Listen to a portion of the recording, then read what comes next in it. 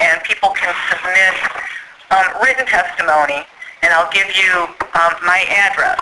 You can give it to me now, or anyone on the phone can mail it to my attention. It's Ann Wells, Agency for Healthcare Administration, Bureau of Pharmacy, 2727 Mahan Drive, Mail Stop 38, Tallahassee, Florida, 32308.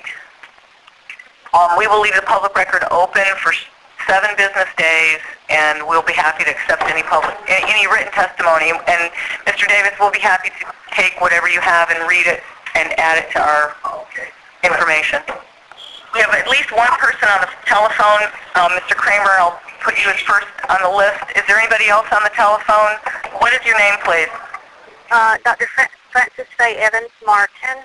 I'm just expressing concern as a mother and as a citizen about anybody giving these psychoactive drugs to young children with developing minds, especially when they're not indicated for them.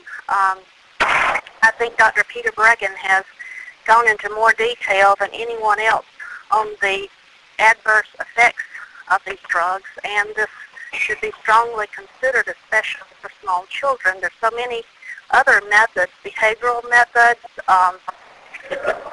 medical examinations to see if other causes are there, and then just giving them the support and the care that they need to meet all of their emotional needs, which is a large part of some of these problems.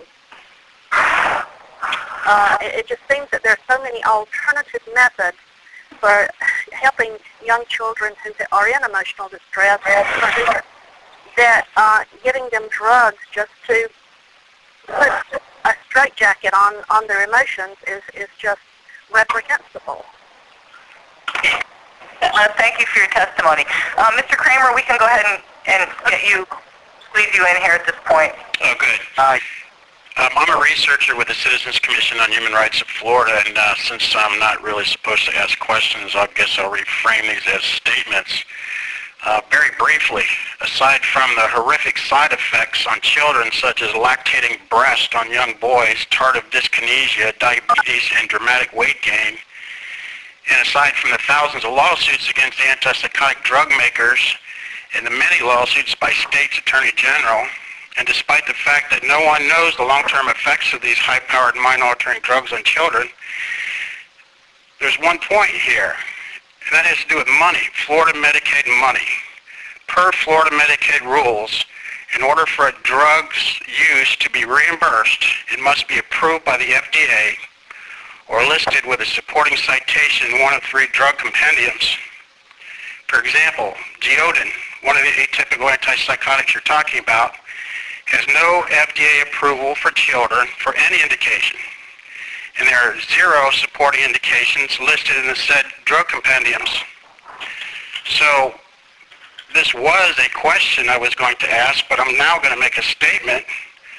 And the statement is, Florida Medicaid should not be reimbursing millions upon millions of dollars over the last few years for Geodin for children, when in fact there is no FDA approval, there are no supporting citations, and it is against Florida Medicaid rules. You know, in these times of financial stress, when the states are begging for money here and there, here's a place right here where the state is just throwing it out the window, and it's going against its own rules. Another thing I'd like to make a statement on is, why are you just looking at 5 and under? Why don't you look at all kids? Why don't you also look at the elderly, where these black box warning antipsychotic drugs applies to dementia? So there you go. That's all I had to say. Thank you, Mr. Kramer.